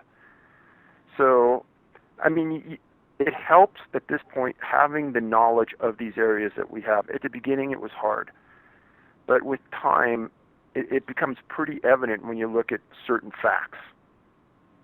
Right. Well, that makes sense. And then you do have cases from all over the world. And you mentioned, the last two books, you mentioned a bunch of them. And again, it's always easier to get information from the UK, Australia, Canada, and the US. That's pretty easy to get. Then you start getting outside those bounds, and in the last year, probably Facebook has helped me the most contact people in other parts of the world who have heard of the work and have ordered the books and have said, hey, have you ever heard of this? And they point me in the direction of a news article I never would have heard of before, but it's a dead ringer for what we're looking at. Now, do you ever have to request information from foreign countries? I mean, can you do that? So that's an interesting question. Canada has almost the same law we have regarding the Freedom of Information Act, but it only applies to Canadian citizens. So you have to be a Canadian citizen to force their hand to give something up. Now, in truthfulness, I've gotten extreme cooperation out of the RCMP in these rural areas. A couple of times I called them directly and had a phone conversation with them, and they said everything. There's a young guy and a young woman that disappeared out of British Columbia. She was a medical student, and he was an attaché for Quebec. And they'd been dating a long time. They disappeared into the unknown reaches of British Columbia. His mom contacted me and said, Dave, I really think this is a match. We'd already been looking at it. It was. And I contacted the RCMP, and they were dumbfounded. They said, Dave, We have no idea what happened to those people. We haven't found one stitch of anything that belongs to them except their car at the trailhead. We don't know what could have happened. The canines didn't pick up anything. On and on and on. It's a dead ringer for what we're looking at. But you talk about cooperation. I think it's all contingent upon the personality of the officer handling the case, and they're willing to be open about it. And I know back, I want to say it was published in the 70s, Brad Steiger had written a book on missing people, but he, all different types of legends and stories about people going missing. But one of the things he talked about was a forest in Germany that fit. Basically, he isolated out a lot of the same things you're isolating out on a worldwide basis just for this forest. Have you ever heard of that? I've heard minimal about it, maybe one or two emails in the last 6-7 years. And if anything has happened, I haven't heard about anything recent. Ah, okay. It's almost like he may have touched on something that you really expanded on back then, but just never ran with it, never, focused in on it in any way. It just became a chapter in his book. Right. Because the forest was known for people disappearing in weird circumstances. Huh. Also, on the topic of young children disappearing, it seems like a lot of times these kids disappear when they're hanging out with their older siblings, and the older siblings go, "You can't be here, go home." And that's when they seem to disappear. I mean, it's possible they're wandering off to some degree, too. Well, even though that may not be the end solution, but it may start off with them being upset and wandering into someplace different. Or it also goes back to that last on the trail. And this has been brought up 100 times to me, so I'll just say what other people have said. Dave, it's almost as though something is watching and waiting for an opportunity when they can take somebody that's alone. So let's say a bunch of kids, more times than not, kids are disappearing at their grandparents' or their relatives' house. And that's a strange dichotomy that we understood a while ago. So the kids are visiting, they're in the yard, they get separated from the group, just like you're last on the trail, and they disappear. There was a case out of Australia just within the last 6 months where a husband and wife and their 2 kids were visiting their grandparents in a house that abutted the forest. The daughter said, and these are like 3 and or 4 and 6-year-old kids, and they were saying that, he was right here a minute ago, and the next minute he was gone, and I don't know where he went because he was just here a minute ago. And his last name was Tyrell, and again they searched for weeks, and they never found William Tyrell. And it was an exact case that I could replicate 50 times that's happened in North America, almost under those exact scenarios. And when it was going on, like the second or third day, I told my friends, I said, hey, this little 3-year-old boy, they should find him within a day. And if they don't, I don't think they're ever going to find him. And they never did. And again, visiting relatives, playing in the yard, disappears on the edge of a forest, and is never found. And that house that he disappeared from was at the end of a dead-end court. And there were some implications made by the Australian police, maybe an abductor came in there. But as somebody who's worked abduction cases as a law enforcement guy, that would have been the last house that any criminal would ever pick to take somebody from, because there's one way in and one way out at the end of a court. And that's something we didn't mention at the beginning of the interview. You were in law enforcement for 20 years? Correct. Okay. And so you did work missing people's cases and such? Towards the end of my career, there was a famous case called Polly Klaas. And Richard Ramirez abducted her from the inside of a house in Petaluma, California. And the head FBI agent that was working that case, that was assigned it during the first couple days, was a municipal law enforcement officer before he was an FBI agent. And he knew another detective I worked with, and he said, hey, you come up here and bring your best guy that you have, and I want you guys working with me. And I say this all the time, the FBI has the best forensic teams in the world and the best analysts in the world and the worst street-level investigators in the world because they don't get the experience working on the street, talking to people, and getting the evidence that you need to get. And so this guy that was head of that task force brought us up and a few other officers to work that case with him. And I can tell you that it was horrific. Just because Mr. Class was just taken through the wheels by Ramirez in court, called a child molester, et cetera, and his daughter was telling him how much he liked her and she hated his dad. And I mean, for a dad to sit there and take all this in court, it was unbelievable. So, yeah, I worked that case. Wow. All right. So let's look at a case that gives us a little bit of different evidence as to what might be going on. Jaci Hellman. Yes. What would you like to know about Hellman? Well, what's interesting is one of the things that they found is it looked like Hellman was dragged through the snow. Okay, so that occurred January 2nd, 1941. Jaci Hellman, 6 years old. I'm sorry, yes, Jaci. Badger Pocket, Washington, little tiny place 15 miles north of Yakima, kind of inland. And a lot of these things are happening in the late afternoon hours, 3 p.m. or later. This happened at 3 p.m. And again, Jaci was in the backyard playing with a BB gun. And his dad or his mom said, "Oh, what are you going to do?" And he says, "Oh, I'm going to go shoot a pheasant." And they turn their back and he's out of sight for a couple minutes, and all of a sudden, boom, he's gone. That fast. Well, within a few hours, they had 50-plus people looking for him, and there was light snow that was falling, and there was already snow on the ground, and they thought they picked up the tracks, but they weren't sure, and they started to comb the area. Now, you go one day later, it's freezing cold, obviously all night, it's still snowing, and searchers were 8 miles away. Now, first of all, I have no idea why searchers would have been 8 miles away, because looking for a 6-year-old, that's so far outside the bounds of anything in search and rescue for that age bracket, especially in inclement weather. But they found him curled up under a tree, and he was found just after midnight, and he was with his puppy. Now, he took his coat off and put it around his dog, and the searchers said that Jaci's body was so warm it would have melted the snow around him.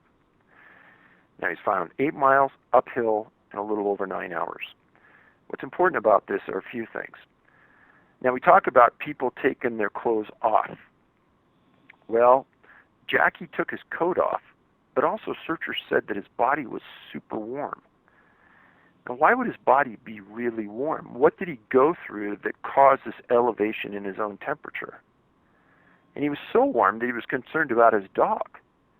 Right. So you couple that with 8 miles by a 6-year-old uphill in the snow. Pretty hard to understand. And I believe they said they found tracks that looked like he had been dragged. Yeah, he had a weird stride that they talked about in the report where he was either being drugged or he was walking on his shoes in a strange way. Huh. And if he's that warm after being outside and that cold, that's not really possible unless he was burning up with fever or he wasn't outside that whole time. Exactly. And even burning up with fever, the cold should have taken enough of a toll on him that he couldn't have been that warm. Yeah, what do they do with small kids when they have high fevers? You put them in a cold bathtub, right? Yeah. Now, did they actually check him medically after that? You know, if there was, I couldn't find any notation of it. And again, it's one of those 1941 cases. It's hard to find anything on it. Right. So do you end up going to, like, libraries and looking through old vaults of newspapers and stuff to find details? There's all kinds of things like that I've done in the past. I mean, with Yosemite, I spent weeks in a library just outside of Yosemite in a couple different counties going through archives. And again, if you find an old librarian that's been there forever, they can be a huge, huge help. And every once in a while, I've gathered them as help and assistance. And then every once in a while, they'll tell you about somebody in the community who, hey, this person retired and they worked inside the park for 25 years. You might want to talk to them. And then that leads to something, which leads to something. I mean, again, it goes back to having good relationships and being willing and open to talk to people. Yeah. And you haven't gotten complete resistance from national park people. It's just in certain cases. So it's very hard if you spoon feed them the information for them to say they don't have it. But even in some of those cases, they refuse to give it up. Famous case in my first book, case about Stacey Harris, 14-year-old girl who disappeared in the park. I filed a Freedom of Information Act request. It's listed as a missing person. She was with her dad. She disappeared. Make a long story short, I get a call from the National Park Service investigator asking me why I wanted the case. And I said, well, under the Freedom of Information Act, I can request it. And he says, well, why do you want it? Well, according to the Freedom of Information Act, they can't ask you why you want something and use that as a determining factor in if you get it. And I was really polite. I said, well, his name was Yu. Why you? I said, Mr. Yu, I'm a law enforcement guy. I'm interested in these kind of things. I just want to see it. And he told me flatly, he goes, you'll never see it. I said, is it a criminal case? No. Are there any suspects? No. I said, has anybody looked at the case in the last 15 years? No. I said, then why wouldn't you give it to me? You're never going to see it. That's all he said. Do you think that there's an organized effort to keep these things quiet, or do you think it's just happening on a case-by-case basis where someone looks at the case and goes, yeah, we shouldn't put this out? So what I tell people is that I think that there is an organized effort to keep the massive amount of people that have disappeared out and away from the public's presence. And I don't think that the rank and file National Park Service rangers have one iota of a clue as what is going on. And I would say they are the rank and file, the greatest people of the public that are doing yeoman's work out there, and I'd give every one of them a hug if I could. It's that probably, I'm guessing, 3 to 5 people at the upper echelon of the Department of the Interior that are really making these decisions of keeping this info away. And there's, on our website, I talk about another website that was developed by a group of National Park Service rangers.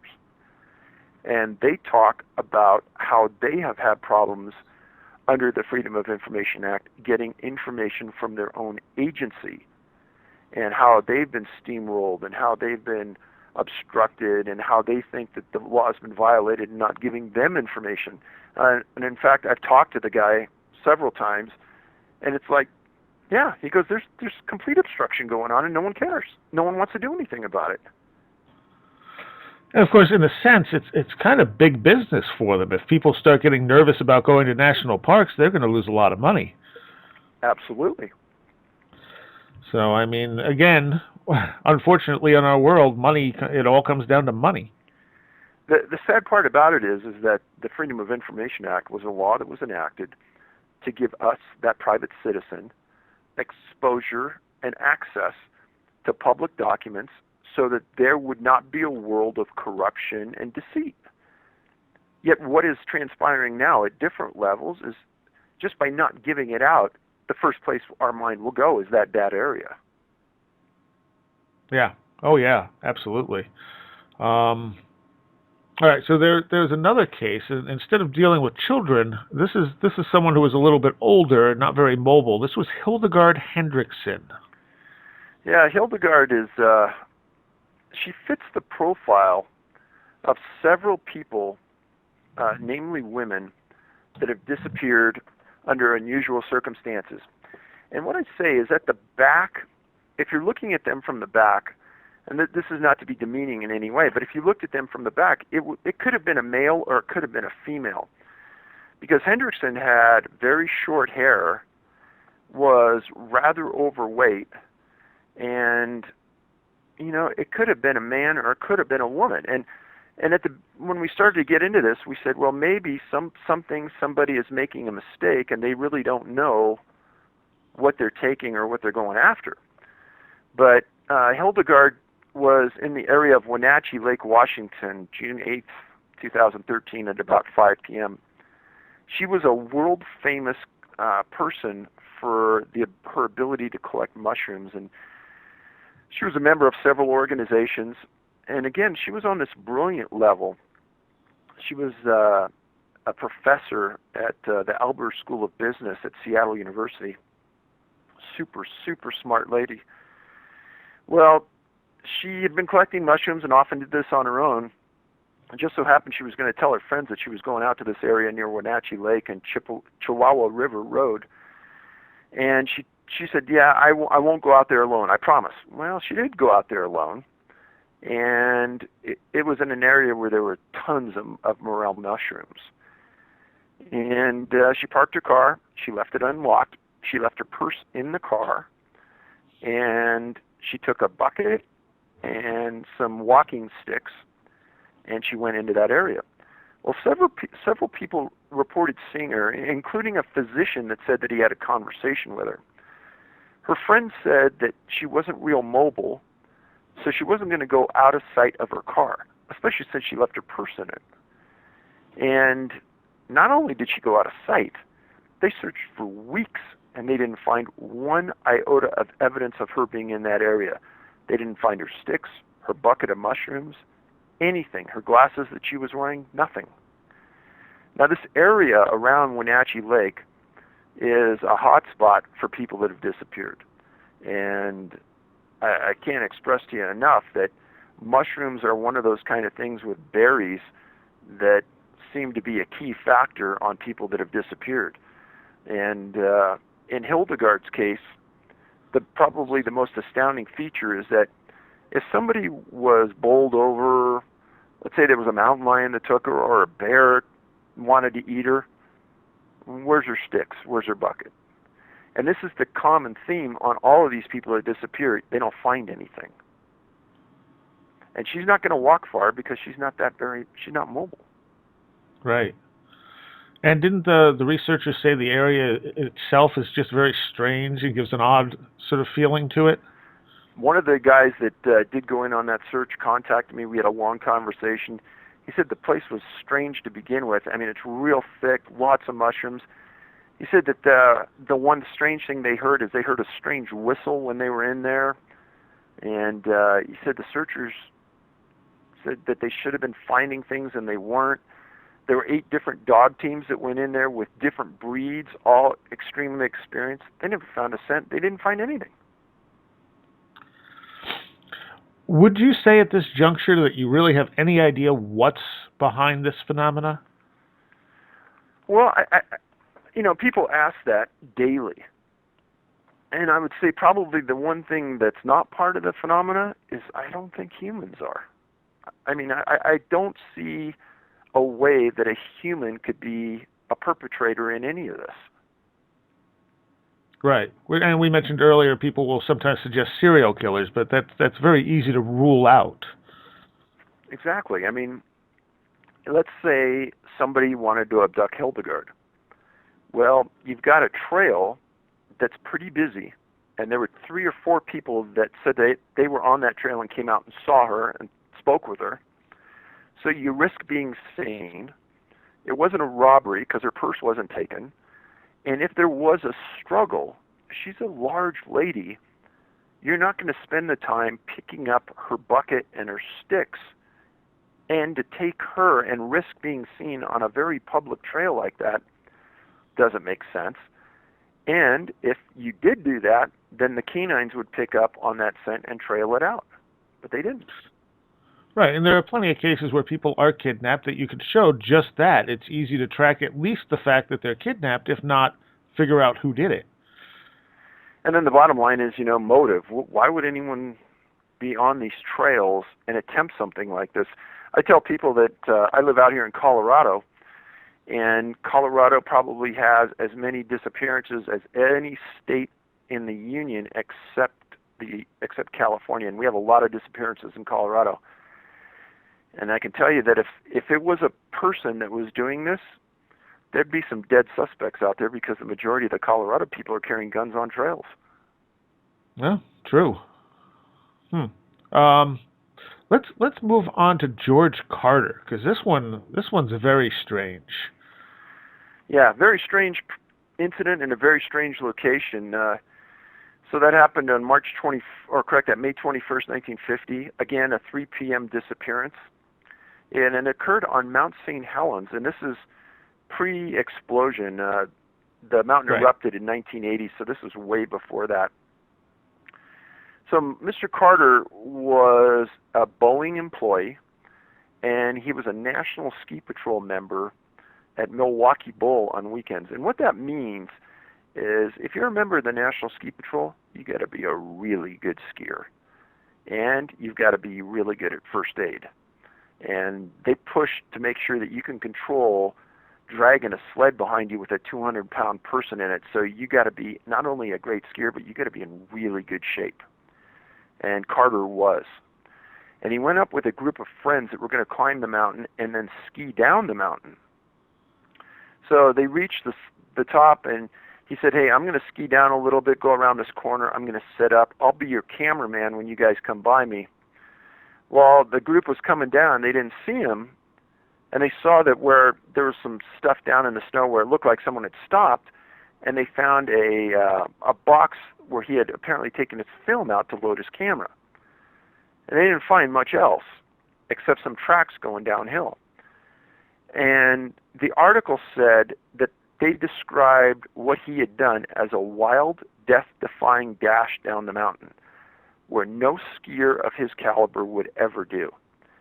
And he had to jump 2 to 3 large crevices on the mountain, and they followed his tracks straight down the mountain, off a cliff, and down into a canyon called Eighth Canyon. Now, that canyon, they searched for Joe for 3 weeks. And again, think about this. They should have found something. His camera, his skis, his poles, him. They found nothing. And what would cause somebody to behave like that? So again, a great skier, someone who would always ski under control. So he made a choice here to ski that way. Yeah. And and it had to be something that severely frightened him for him to make a choice to ski like that. Yeah, exactly. And those people said that they didn't see any other tracks in the snow, nothing unusual, no other secondary skis were with him. It was just him going straight down the hill. Yeah, that one's just so bizarre. And the fact that he was never found, I mean, at least if they found him at the bottom of the cliff, that would be something. Yeah, and if they would have found him at the bottom of the cliff, that kind of would have fit in with a lot of the other incidents that we've talked about where people are found at the bottom of the cliff in unusual and weird circumstances. But in this case, they never found him, which even adds more weirdness to the story. Now, have any of these cases you've written about, have they ever, I think in the third book, you mentioned a couple that had resolutions to them. Have you found any others that more information has come out and you've been able to resolve what happened to the person? Not really.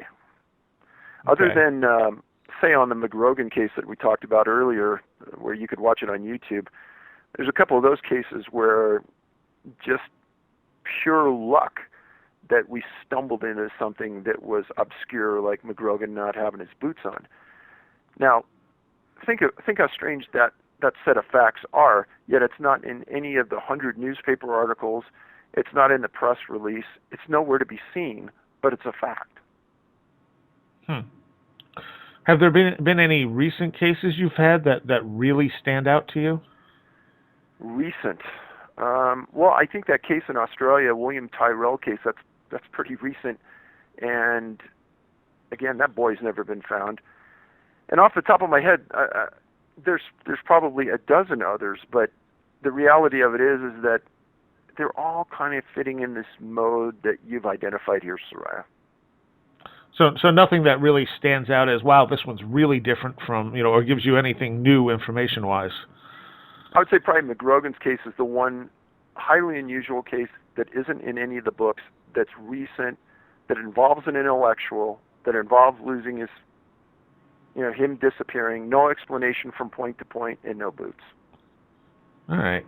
So one of the explanations people do throw out there, which is has some issues in itself, is that this could be a portal or some kind of shift to another reality or a wormhole or something like that. And whereas hypothetically, that makes sense. I mean, you have cases where people are suddenly disappearing in places they can't disappear, but if they were moving in a direction we're not familiar with, I guess you could say, that may explain how they could disappear in an instant and come back in an instant. But the problem is we don't know what that really means. To say a portal to where? We don't know if these things really exist. But if they do, we don't know where they're going. And the question I always bring up when somebody talks about portals is, if it's indiscriminate and random, how come 5 cars going down the freeway just don't drive into a portal and disappear? Right. Well, I mean, there is the argument that these portal areas are specific. Certain areas, like the legends we'll talk about, this boulder field has little people that abduct people and things like that. And I know you've mentioned some cases where people are out in the woods and suddenly everything looks different to them. Correct. And then they find their way back, and it's areas where they should have been familiar with, which again suggests that they've gone through some kind of shift of some sorts, whether it just be a effect on them mentally, or if it's some kind of reality shift of some sorts. And if somebody could tell me how those portals work, yeah, it could go back into that facts are important category. Yes, yeah. And I mean, with the storms, maybe however they do work creates, bad weather. Maybe it has something to do with Wilhelm Reich's cloudbuster type theories. Yeah, those are all good points that I wish somebody could explain with some factual context that would work. Right. And that's the thing. I mean, it would be a breakthrough if we could say, yeah, these things exist and here's how they work. But until we can do that, it's not a sufficient explanation. And what the other thing I talk to people about is they say, well, how come you're not taking a firmer stance on really what your thoughts are about what's happening? And I want people to understand something, that the most important part of this is the ability to communicate with family and victims. And imagine if I come out and I say, okay, it's prehistoric birds that are grabbing these people and carrying them from point to point and dropping them. And let's pretend that a family member loses someone and they Google my name, and that's the first thing they read on Google. This guy believes it's prehistoric birds. Right. Well, is that family really going to reach out to me and ask for some help or ask for my opinion about something or give me some insight as to what happened that isn't publicly available? I don't think so. And I'm sure your view of what's happening has changed significantly from the start of this to now. Oh, of course. I mean, at the beginning, there was a lot more people saying, oh, you know what it is. He's just right, and he's trying to conceal facts here. He knows what's really happening. But I defy anybody to read all 4 of those books and tell me what fits the category for all these disappearances. Yeah. And like I said, my personal feeling is that there's more than one thing going on, but it could be interrelated, because it seems like some people are clearly being kidnapped, because there's no other explanation other than something somewhere is taking them and sometimes putting them back and sometimes not. But it also seems like some people are just getting lost and sometimes making it back to tell us they just got lost, but lost in a way they shouldn't have been able to get lost. Well, in a perfect world, I'd like to get all of these victims into a room at a conference, and one at a time send them out with a team and go through hypnosis. Yeah. And see if we could figure out if we could get any of that memory back. I think that would be the perfect world. in another case that kind of throws a monkey wrench into anything I think anyone is thinking is going on, is Cullen John Finnerty. And this is a fairly recent case from 2013. Cullen Finnerty's case is one of the top 5 I've ever researched as far as the knowledge base I have on it. And I want to thank the Sheriff's Department for releasing the entire case folder and photos. And I didn't release the photos in the book out of respect for the family and such. But yeah, Cullen was a 30-year-old, absolutely man amongst men stud. And it hurt me to write about this story because I could see a lot of parallels in life with friends I had growing up. And his disappearance was within very close proximity of a case I wrote about, a girl named Katie Flynn from Walhalla, Michigan, back in the 1800s. And there's another case involving Jacqueline Simons that I wrote about that was also close proximity to where Cullen disappeared. And I tell people, hey, there's a reason we study history. And I know a lot of people don't like to read about older cases, but it all shows a pattern for that area that may be a lot different than other patterns in other areas of North America. Now, and I will say nothing was normal about Cullen's life. We know more about this case than we know just about any other case I've done. And that's because of the report, interviews, and photos, and some pinging of cell phones that were done in relative proximity to this case. Give you some clarity about Cullen. He's 6'2", 240 pounds, a big, tough man. He graduated from high school and went to the University of Toledo as a quarterback. He redshirted that first year, meaning he didn't play. And then he transferred to Grand Valley State in 2002. And he was the quarterback that told his linemen, don't cause a penalty by trying to hold these guys from hitting me. Just let them hit me. I don't care. And then the coach heard this, says, what are you talking about? He goes, Coach, I don't mind guys hitting me. Let them hit me. It's not going to hurt me. That's how his mindset was. He was tough. Well, he won championships his junior and senior year at Grand Valley State, and passed for 11,000 yards, ran for 2,000 yards, had a 28-0 record for 2 years.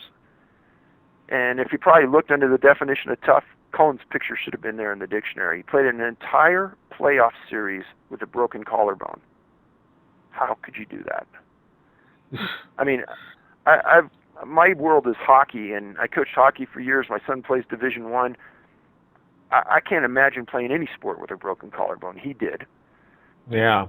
And his was called the most successful college program in any history of football. In 2007, he signed as an undrafted free agent with the Baltimore Ravens. Later, he briefly played with the Broncos. And then he went and played pro football in Europe and came back and played arena football. He later met a volleyball player from Grand Valley State, Jennifer. In 2010, they married, and they had 2 kids, Caden and McKinley. In that weekend, Memorial Weekend in 2013, the family went to a rented cabin in the area of Weber Township in Michigan. That last day they were there on the 26th, Cullen said near the end of the day, hey, I want to go out one last time fishing, so I'm going to go out on the pontoon boat. You guys just let me off. And they said, okay. Put on his waders and a jacket. Family dropped him off on the pontoon boat near the Baldwin River and 40th Street. And they said that the trip would be no more than 45 minutes because it'd get dark. The river flows south from that location where they dropped him. At 9:27 that night, Jennifer received a call from Cullen stating that he was being followed by 2 men who were 20 feet behind him. He was in the boat.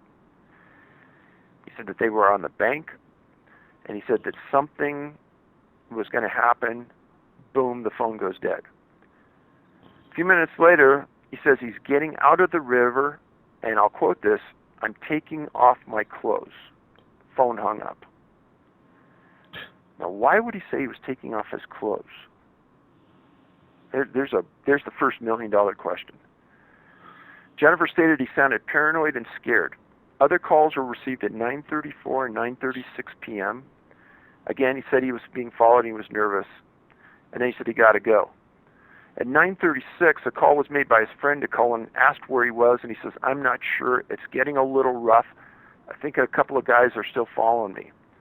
At 9:27, previous to this, Jennifer got a hold of him and got him to look up his phone coordinates on his iPhone, and he was near South James Road and Coho Lane. And they were trying to figure out how he got to these different locations. Well, at 10:37, he hadn't showed up at the drop point. Sheriff was called, and the sheriff's office did some things that were remarkable here, and I admire them for doing it. Immediately, they called the cell phone company and pinged Cullen's cell phone. And what that means is it sends a message to the phone to hit the towers that are closest to that phone with a location by looking at triangulation from different points and different towers. They got 4 different locations off the 4 pings that were 4.37 miles apart, essentially showing it's impossible to go point to point within the pings without crossing one of the roads in that area, meaning he wouldn't have been lost. Well, on May 27th at 12 midnight, the family found Cullen's boat floating near 40th Street in the river with one of the oars missing. Now, in a point of being honest about this, Cullen had had paranoid episodes in his past. In fact, at one point he told his wife that he thought the FBI may be following him. And no, people didn't think much about it, but at this incident, when they didn't find him, people were talking about him being abducted. 2 people called in and said he spooked a Bigfoot and they took him. This is all to the sheriff's office in their report. Well, Grand Valley State had heard that he disappeared, and they sent a busload of players and coaches to search. And one of the coaches was interviewed, and he said, "Hey, I'll tell you right now, if 2 guys are following him, he doesn't care. He'll turn around, he'll take them both on, and he'll die fighting. He's not going to run. Something else is going on." That's what the coach said. The coached him. Well, on May 28th at 7:49 p.m., they found him almost in the geographical center of these 2 pinged locations. His cell phone was in his front jacket pocket. They found him face down, which is, again, a common thing in all of these cases. The people are found face down. His left hand was clutching some debris. And right away, I keyed on this, and I think if you're a fisherman that wears waders, you'll understand this. The waders were crossed on his back coming over the front, but they were in a circle on his back as though they were twisted. And I know no fisherman would fish like that because it's uncomfortable. So it's almost as though somebody may have grabbed him and laid him down and twisted these straps as they laid him down. How do I know this? We have the crime scene photos. His nose was bleeding when they picked him up. They could see that. His body was first sent to Kent State pathologist. And Dr. Stephen Cole, I'll quote it, "No obvious signs of death." They couldn't confirm why he died. They sent the body on to the Boston University medical examiners. They stated a definitive cause of death couldn't be found. Now, there's a lot of statements and a lot of things that Cullen was paranoid, he was taking medications, etc., etc. All are irrelevant. Why are they irrelevant? Because the facts surrounding this, if I just wrote this story up and made it into a movie, I'd say it's impossible because those pings don't make any sense. Yeah. And the statement of him being followed and his nervousness, and then why would he say he was taking off his clothes? It all fits into this profile that I've talked about before. Unless his temperature was just going through the roof at that point. Now, I have stated on other shows that there's a statement out there in the world called being scared to death. And I think Cullen, if that was one case where that could apply, this would be it. But he was such a tough guy. What would have scared him that bad? Right.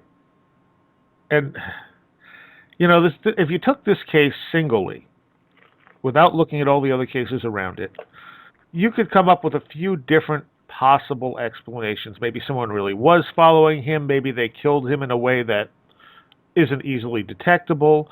Maybe he was hallucinating, and it eventually just literally scared him to death that, he thought these things, that his greatest fears were coming after him or something.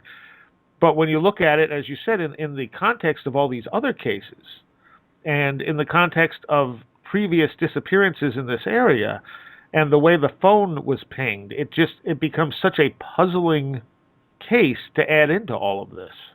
Exactly. And if it was me out there, I'd be running from two guys.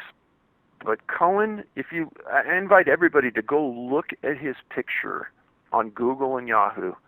The guy was a stud. Whatever he saw out there, whatever was happening to him, would have scared the heck out of you and me if it scared him. Yeah.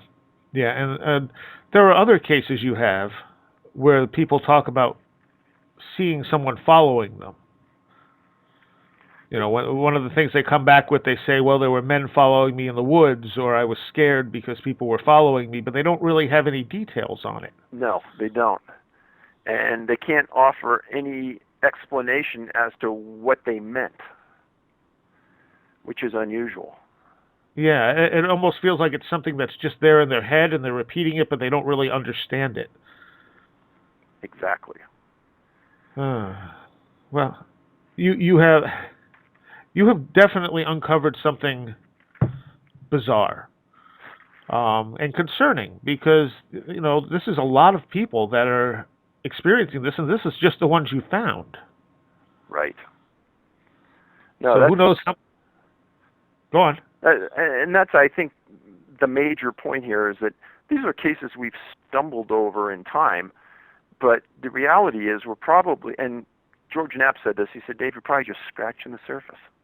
This has probably gone on for a lot longer than we both realize, and it's probably happened in environments that you're not looking at. And I mean, and he means, urban existences as well. Right, which are harder to weed out this type of thing. Yep. Because people disappear in the city all the time, and a lot of times there's a perfectly prosaic explanation for it. Or people are quick to point to, they were probably abducted or kidnapped, right? Right. And it's harder to track people disappearing in the city as well. You can't say, well, they were on this mountain with no one else and there are no tracks and the dogs aren't finding anything. You don't have that availability of means of tracking in the city like that. That's right. What do you suggest people do? I mean, people shouldn't be afraid to go into parks and stuff, but what should they do to be aware that, to be safe? So I don't discourage people from going into our parks. I go there all the time, and I mean all the time. And a couple of things I do all the time is I always carry a personal locator transponder.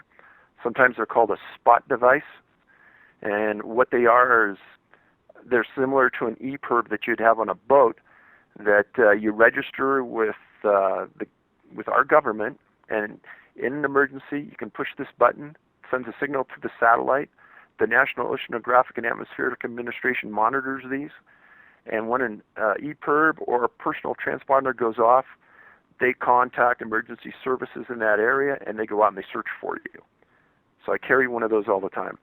In the 5,000 cases I've researched, there's only one time where a person disappeared carrying one. Now, there's never been a case that we've seen where a person was carrying a spot device or a transponder and a firearm.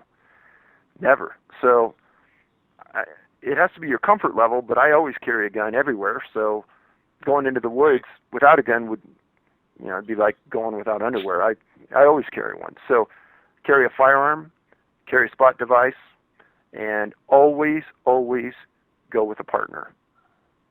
Yeah, because very, very few people disappear in groups. Very few. Again, your website? Can-Am, C-A-N as in Nora, A-M as in Mary, missing, canammissing.com. And you can watch our videos, look at the books, get a background on things, and keep up on current events. And we should also be very clear, these books are not officially available on Amazon. People should buy them from your website because people are selling them on Amazon for over double the cost that you're selling them for on the website. Yeah, what's happened is that we made a choice that we would stay with our website since we developed it and we're paying the fees to use it. Like right now, Missing 411 Eastern U.S. is $199.95 on Amazon. Come to our site, it's $24.95. So they're asking close to $100 for each one of our books, or not, or more. Yeah. So canammissing.com. That's like Canadian American missing.com. That's it. And the petition can be found at the bottom of the page where people can sign up and hopefully maybe get some accountability going for some of these missing person cases. Well, we can only hope, right? Yeah. Is there anything else people should know? You know, if you do hear about a case where somebody disappears and they're found in the mountains naked or without shoes, I would like to hear about that case. And all right. If you get a chance, get your library to order the books if you can't afford to buy it, and that way a lot of people have access to it. And we do sell a lot of books to libraries. Okay, and there are 4 right now. That's right. All right. Well, I thank you so much for spending this time with us. I think what you're doing here is very important, and people should actually read the books. Don't go by what we've talked about here in the interview, saying you can't get a full feel for this unless you've actually read the cases in the books, because then you get that full picture of just how bizarre and hard to pin down this phenomena is. I couldn't say it any better, Seriah. I appreciate that. All right. Thank you, David. It's always my pleasure. You have been listening to Where Did the Road Go? This show is made possible in part from our Patreons, and we thank you and everyone listening for helping us continue this exploration of the strange. You can always find everything Where Did the Road Go related at www.wheredidtheroadgo.com. And thank you so much for your support.